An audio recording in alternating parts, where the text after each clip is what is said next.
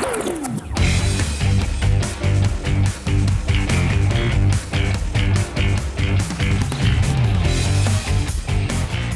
up on Dub Zone, City on the verge of history as they send Sydney to the bottom. A new Golden Boot leader as Emily Gilnick sinks the Mariners and a young wanderer strikes true.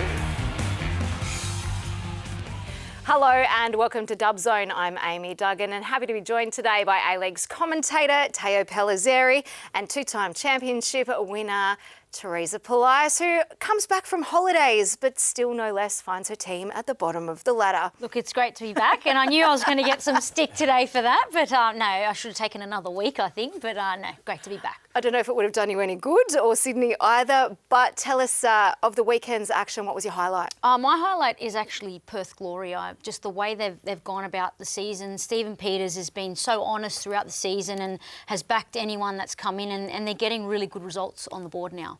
For me, the Wanderers, I think that Wanderers-Newcastle match was just a great opportunity for both teams. We're going to go into the streaks that Newcastle couldn't break, whereas Wanderers, they're flying and it's great to see. Yeah, and when they win big, don't they, with that thumping 4-1 win. We are going to start, though, where the top met the bottom, and we're talking Melbourne taking on Sydney FC.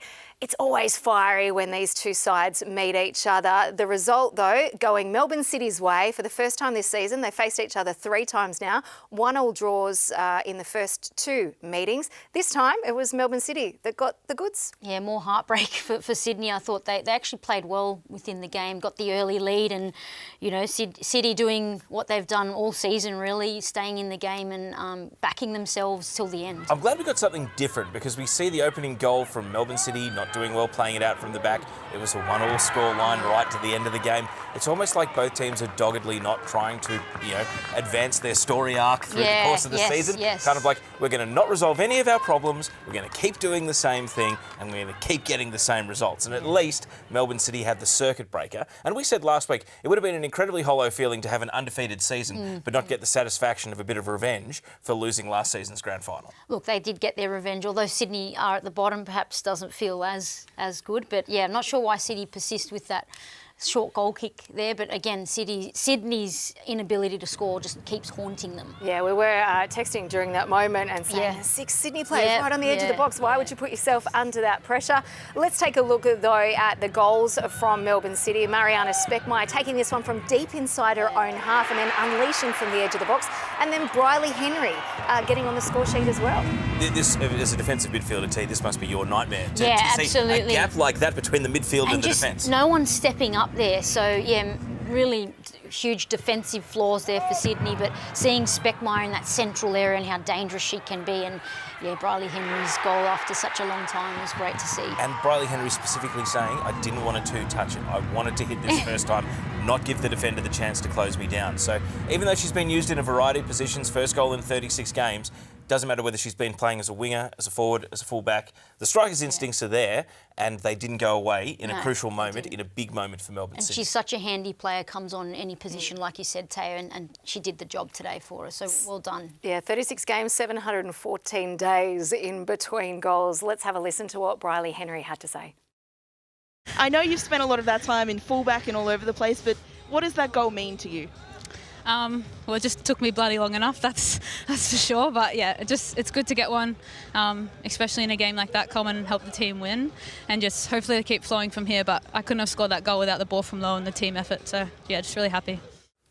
Of course, you'd be happy putting one in the back of the net after that long. And yeah, it was a great team effort. Lourdes Bosch, of course, involved in the lead up as well. But Melbourne City on the verge of history, Teo. Yeah, closing in now on equalling the record of 18 A-League women's games undefeated. Incredible. Do you think they get it? It's away to Canberra, and we know that Canberra away is a very tough game. It is. Canberra, who have 1/3 share of this record. So they don't want to have Melbourne City come in and only make it a quarter share of the league record, do they? It's always a tough, one to go down to Canberra and get the win there at their fortress there. So it's going to be a hard one for City, but I do think they'll do it. It's funny, I think Canberra's strengths, we've seen them executed on Brisbane a couple of times. They have, yes. Trap yeah. Brisbane playing out from the back. Let's see if they can do it to Melbourne City. So I actually think this is a good matchup for Canberra to potentially create, stop Melbourne City right at the last hurdle. City have gone 17 undefeated before, between the end of 2019 and start of the 21-22 season. Familiar with that one? Well, they had a completely unbeaten season in Yeah. between the two, Yeah. but because the seasons were shorter, it only got to 17. So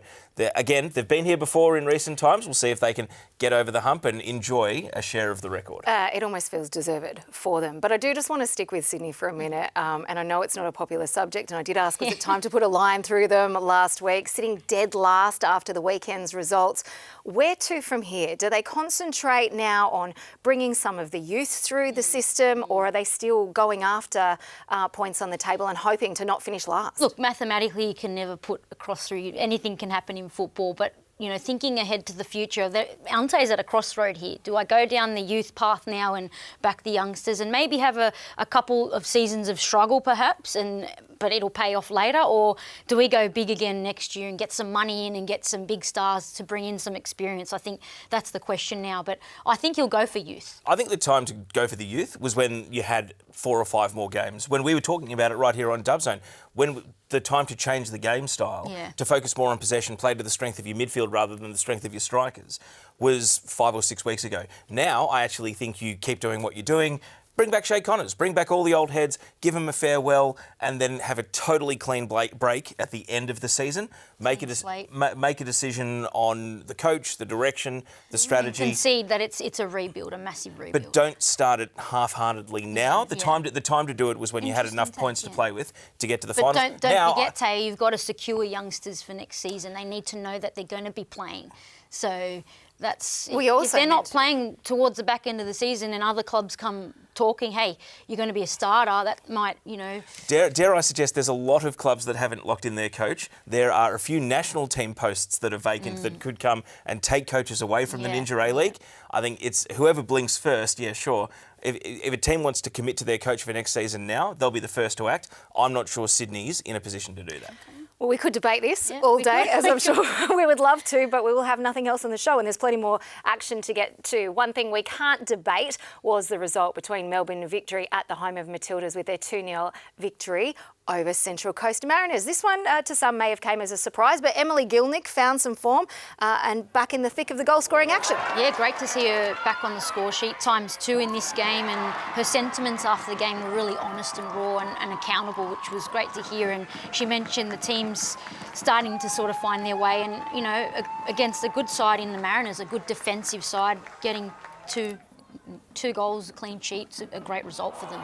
That was a penalty miss that could have left Melbourne Victory in a more dominant position. But the Mariners will be so frustrated that after that let-off, they go and concede almost a minute later from the resulting corner. Yeah, not the best outing for the Mariners, especially at this time in the season, and they've had mixed results. They really need to start getting points on the board to stay in touch with that top 6. Emily Gilnick claiming that little tap in there as well to make it a brace, by the way. Alana Murphy gets a call up for the Matildas, obviously off the back of Claire Wheeler's injury. She also played really well, and it's nice to see someone who is able to ping a ball. We talked about her confidence earlier in the season, getting the call up. A great young player, and almost a like-for-like sort of swap there with Claire Wheeler, but yeah, so much potential, and you could see the buzz she had about her, perhaps, after that selection, so really good to see. And it's great that Murphy responded to the call-up with one of her best performances of the season. This is a player who missed the Under-20 World Cup, and there were no Victorians in the young Matildas team that's been picked for this international window. So Alana Murphy at 19 is the great hope of the second biggest city in the country at the moment for what's coming through the pathways. Yeah. And a great assist there too for Gilnick's opening goal as well. And Gilnick on that goes back to the top of the Golden Boot standings and by herself, after having 7-on-7 for the last couple of weeks. 9, I think it is, after those 2 goals, because she claimed the second one, of course. The Mariners had a few issues scoring goals, and it has been an issue for them. They've kind of dropped off a little bit, T, as the season has gone on. There was a missed goal from Jade Pennock in this one. Rasmussen also Some big chances missed there, and they are more of a defensively organised team and catch teams on the break and then hold leads. So going down against a team like Victory was always going to be a huge mountain for them to climb. But yeah, look, a lot of mixed results lately for the Mariners. I feel as though they're a team that can't change their circumstances, though. We saw this when they lost to Adelaide in Woy Woy.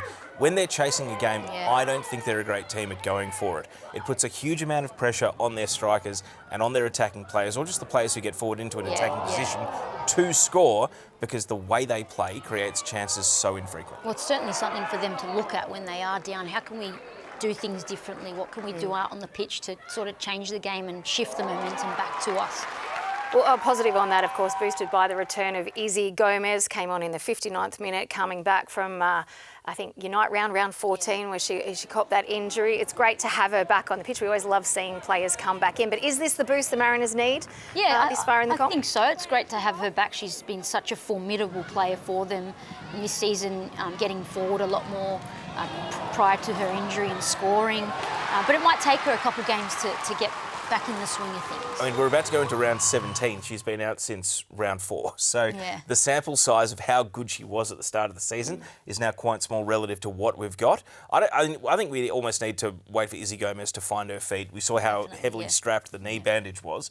So I just hope she finds her best form, because it was Matilda's level form when she got injured. She was in the Matildas squad when she went down. So hopefully she does find it. I don't know if it's going to materially change how the Mariners attack, but it might change how the midfield functions. Well, she'll also be on limited minutes as well, so it'll be a bit of a wait, I think, till we see the best of Izzy Gomez again. Yeah, we can't just expect them to get back onto the field and be amazing, can we, T? No. Amazing on the weekend was Emily Gilnick with that brace. Let's hear from her now, including some thoughts on her omission from the Matildas squad ahead of She Believes. I've been having a mental mind game with myself these last few weeks, and it's hard to explain, but all I know is I'm in acceptance. There's a hard thing about striker when you're not scoring goals. You can kind of see the way it's unfolding, and sometimes it just doesn't feel like things are going your way. And instead of looking for excuses, you look for that fire in your belly. And it's just, as soon as I realised I'd missed out on that selection, it's just crack on and go again. You can't lose belief. It's about getting back in form. It's about the bigger picture, which is winning with this team week in, week out. It's about performing well. And, I'm not going to lie, I did really struggle. But at the end of the day, I accept it. I haven't been in form. And now it's all about just cracking on. That turning point, there's nothing else you can do but, playing good football week in, week out. So I go back to the drawing board. I've already had some some serious chats with my coaches on what I need as a player and what I need them to do for me and how I can contribute more to this team, because I do obviously have higher ambition to play beyond this club and wear that jersey again. And that's no secret. I'm really open and honest about that, but I'm also willing to accept when I'm not in form. So it's just about getting back on the horse, as you can say, and, performing every single week from here on out. And not a better way to do it than with a brace. But it's quite refreshing, isn't it, to hear a player own what is actually happening, be accountable and show such resilience. I always love watching Em Gilnick's post-match interviews, because she's so raw and honest and just herself, and there's a lot that youngsters can learn from hearing her be so accountable and own it and crack on and do what you can control well in the future. I mean, she's a hard marker, but I also think A-League players are hard marked. Is a player that's in the United States off-season in form? Is a player that is training in Europe and not making the bench in form? Em Gilnick's at least clocking 90 a week, and she's saying she's out of form. And the stats probably agree, and that double probably came 2 weeks later than it needed to for her to make a last-ditch lunge to make the squad. Unfortunately, a little late, but I'm sure we'll see her thereabouts again. Even harder when you're a striker, because goals absolutely count. Well, now time to see what's cooking on socials with Nalin Mastou, brought to you by Ninja.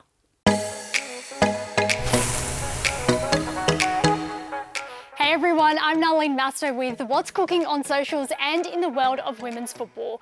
Brought to you by the Ninja Woodfire Outdoor Oven, which can turn any space into an outdoor kitchen. Let's kick it off with CommBank Matilda star Mary Fowler, who is in red-hot form at the minute.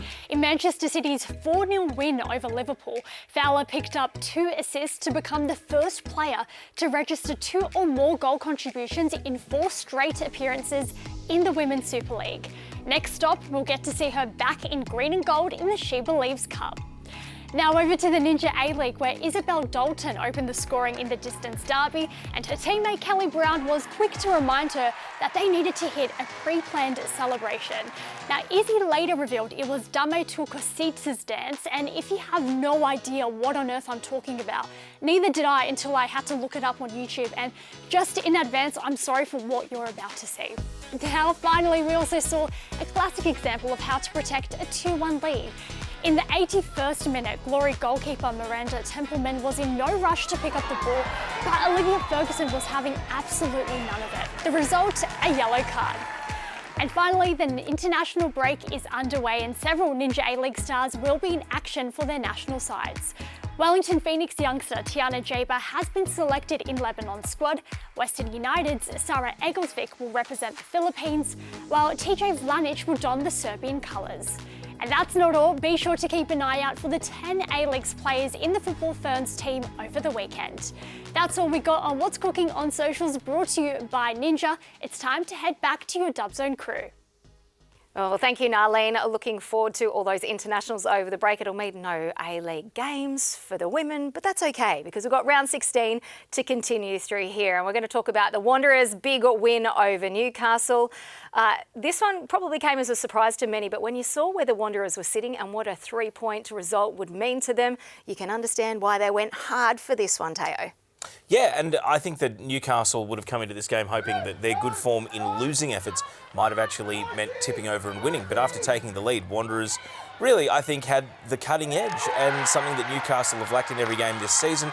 Bronte True scores a goal that she has scored numerous times in the NPL, isn't afraid to shoot from wide areas. I mean, I would assume that Newcastle knew that and had done their homework. Enna Harada, though, you know, harder to find footage of her, and that's a brilliant strike team. Absolutely. Fantastic strike there, and yeah, look, Newcastle would have fancied their chances going into the game based on their form, and they went up. They would have been happy with that, but credit to the Wanderers. They really showed character to come back and scored a few great goals, and it's just consistency that's been their issue, because they've had a few brilliant performances, but we just haven't seen enough of it. Holly Casper's finishing off the 4th goal there for the Wanderers. The first time they've gone back-to-back this season. 3 wins under their belt off the bottom. For Newcastle, it was our Matilda in Tash Pryor who ended up being the lone goal scorer for them early on in the game in the 7th minute. It was a good start. Yeah, it was a good start, but this is now the leakiest defence in the league. Even though they've got Pryor in there, they've got one of the most experienced A-League players in Cass Davis, a young Matilda graduate only recently in Claudia Chico.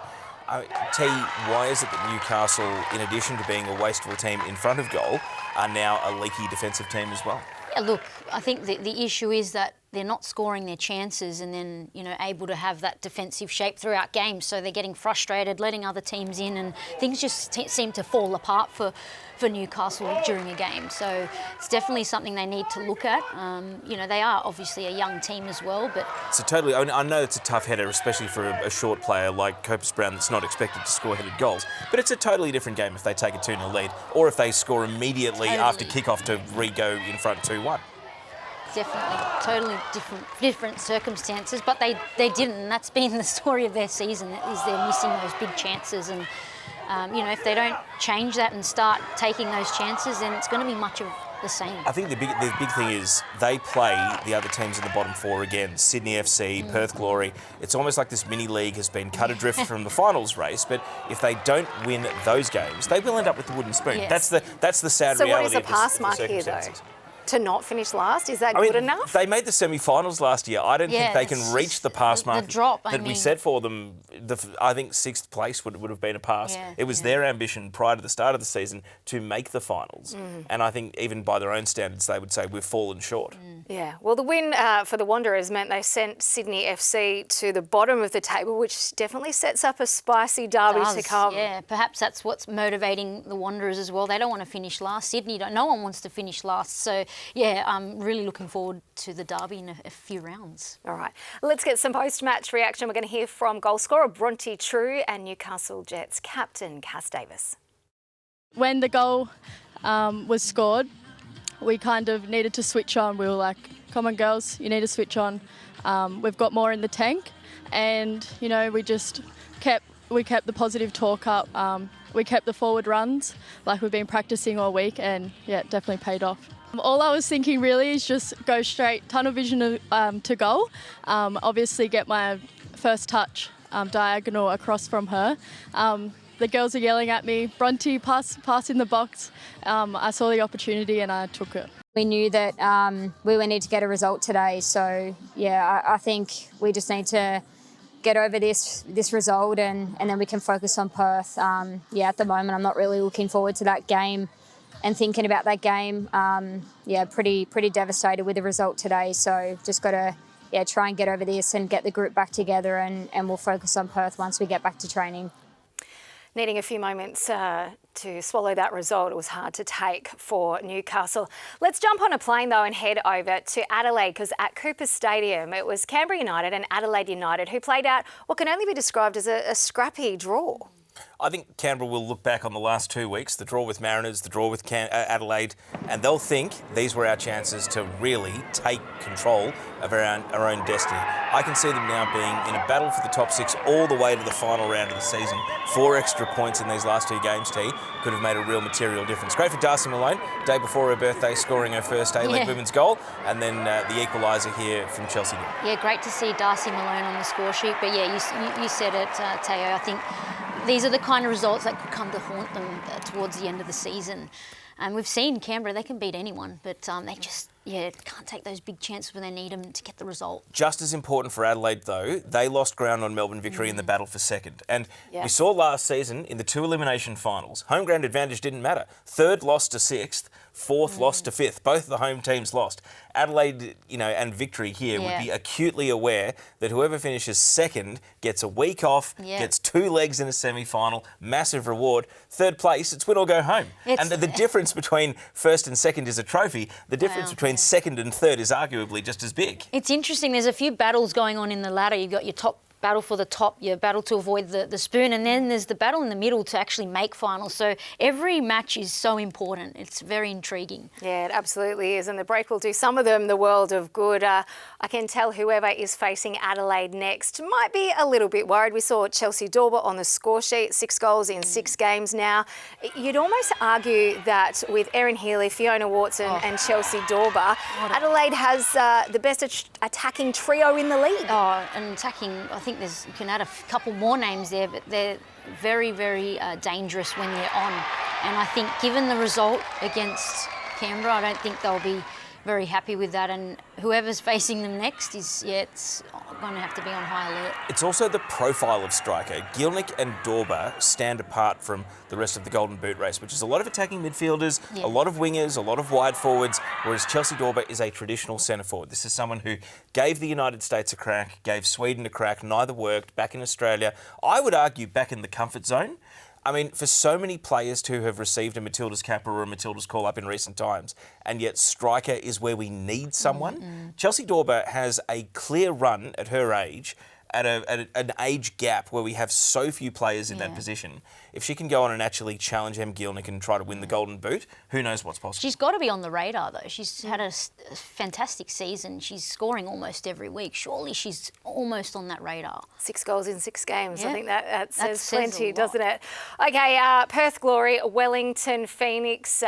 Wellington letting one slip on the road to Perth. This one finished 2-1. Your thoughts on this one? I thought Annalie Longo was marvellous for Wellington, but just couldn't drag her teammates along for the ride, T. Perth played the conditions smart, home ground advantage smart, and once they scored this goal, but it's from a Carolina Valau shallow goal kick that got caught in the wind, and then even though Phoenix equalised, it was one of 3 really good chances they had in the half. And then Perth, after taking the lead in the second half, were able to lock the game down. It was an immensely frustrating late-night watch on a Sunday for any Wellington fans that stayed up. Yeah, and you can just see there Longo pulling the strings, and she just needs, a few more players to join her in games to get results, and they just seem to be in a little bit of a rut again, Wellington. I know it's a tough distance derby for them, but this is probably where I'm critical of Grace Jale, because I see so much potential in Grace as a player, but she's just been inconsistent. Yes, it's the inconsistency, because she's had a good season. She's scored goals.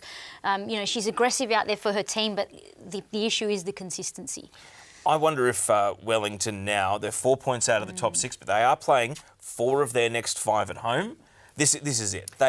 they need, of those 12 points, at least 10. Well, they're very good at home. If not all They're 12. very good at home. The record is away record, 2 wins, 2 draws, 7 losses. They are at home for 5 of their last 7 That's games. huge. That is a massive advantage for them. Yeah, that's they're very good at home. So they are likely, I think, to climb up again into the 6. And for those not going away on international duty, because they've got 2 home games in a row coming up, and then the extra week before they go away to Sydney FC, it's almost a month in New Zealand. So that's a lot of time to be consistently on a routine, but they need to cash in 6 points from 6 from these next 2. And Adelaide coming to town, a team they beat on neutral territory in Unite round, that's a great chance for them to make a big statement straight away. I think they'll be straight to work to ensure in that time that they get the results that they need.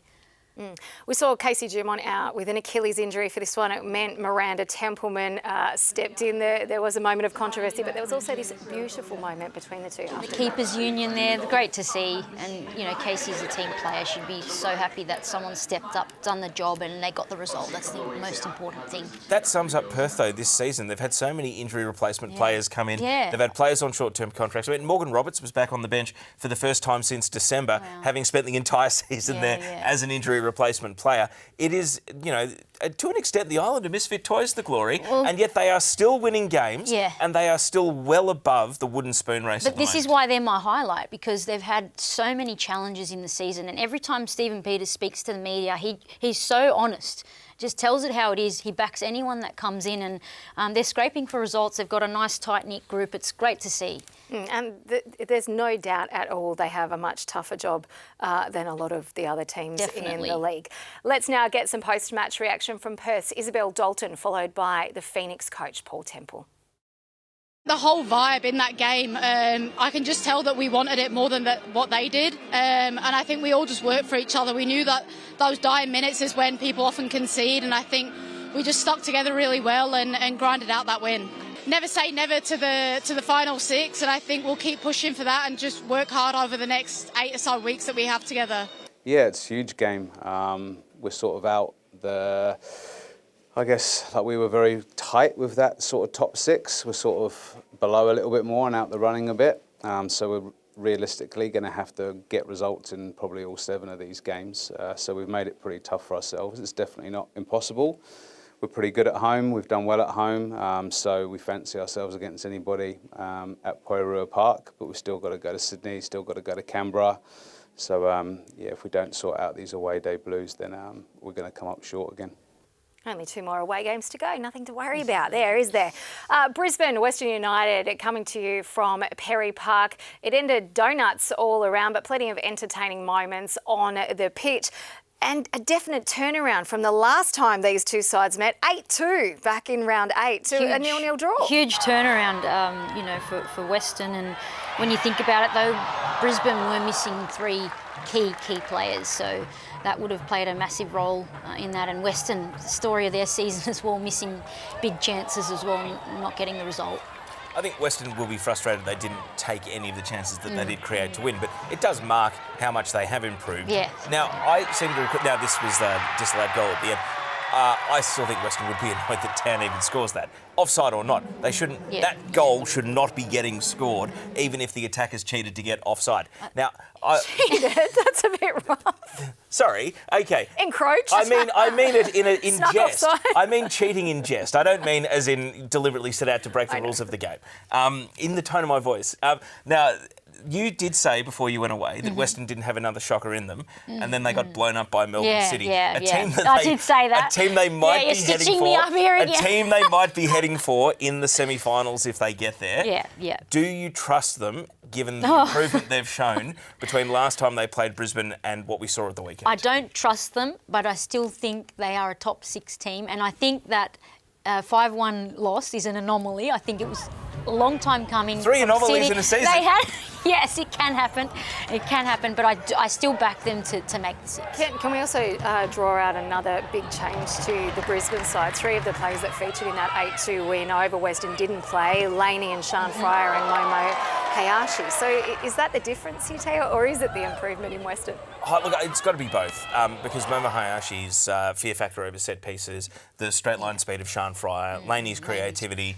I mean, they are all things that are missing. And you got to look at the defence. I mean, Isabella Hoyos went off injured in this game. Leah Varley started on the bench and Chelsea Blissett started at centre-back and then had to go out due to illness in the warm-up, and Leah Varley came back early from injury. So Raw are putting square pegs in round holes. They are reaching deeper and deeper into their squad, and I think they're clinging to the top 6 now, hoping that when Momo comes back, when Laney's back from international duty, they will be able to at least find a bit of revival towards the end of the home and away season. Time's ticking and running out for Brisbane. But one last thing on Western is that it's not like they didn't create big chances, though. They didn't have a poor game. Any one of those big chances go in, different story. So that's my last word on Western. All right, well, clean sheets are important too, don't forget that. And smiling would have been Chloe Lincoln, especially after her call up to the Matildas squad. Let's hear from her now. Oh my gosh, it's not something that you can put into words very easily, but I would just say it's the most incredible honour and privilege, and I would never take that for granted. It's just the most incredible feeling, and I really feel like it pushes you to be better in every way possible. To wear that jersey is such an honour. So yeah, it's hard to sum up, but I guess that's the best I can do to sum it up, to be honest. It's just the most incredible feeling. It's incredible, and there is excitement underneath there. You just can't see it right now. Look, important confidence booster for Chloe Lincoln to go into Matilda's camp on a clean sheet. I think she knows that she's a long-term investment in the national team's future. But Western United, they need results right now. So it's about both. It's about performance in the moment, and it's also about learning the rhythm of a big overseas trip and a big tournament like the one the Matildas are going to. Well, let's take a look at where Western are exactly on the ladder right now. We know that it's Melbourne City right up top. Western has slid into 4th position with that single point edging them over Brisbane Roar. Central Coast Mariners holding out the 6th. Canberra United, Wellington and Perth all still in with a shot, but it's the top where that gap between Melbourne Victory and Adelaide United we've already chatted, but 7 points at the top. No one's going to catch them, are they? Well, I mean, Melbourne Victory have got a game in hand, but it requires Melbourne City to lose at least 2. Or draw 3. So. I mean, they have had a lot of draws this season, so it's not out of the question, but the way City are going, they're just looking unbeatable. Well, plenty to look forward to after the international break, that is for sure. Let's find out what is happening on Total A-Leagues. On this week's edition of Total A-Leagues, we speak to Socceroos defender and Melbourne City captain Aziz Bayic about this weekend's Melbourne derby. It's not the only derby this weekend, though. We have, of course, the Kiwi Classico, the 3rd edition of the New Zealand derby between Auckland FC and Wellington Phoenix, and why the next 2 weeks could decide the title race. Tommy Orr joins me on the show as ever. Tommy, what's got you most excited about this weekend? Can't wait to dive into our combined Melbourne Derby 11, which I'm sure will ruffle a few feathers, so looking forward to that. Looking forward to it. That's all ahead on Total A-Leagues, available on the A-Leagues YouTube channel and, of course, aleagues.com.au.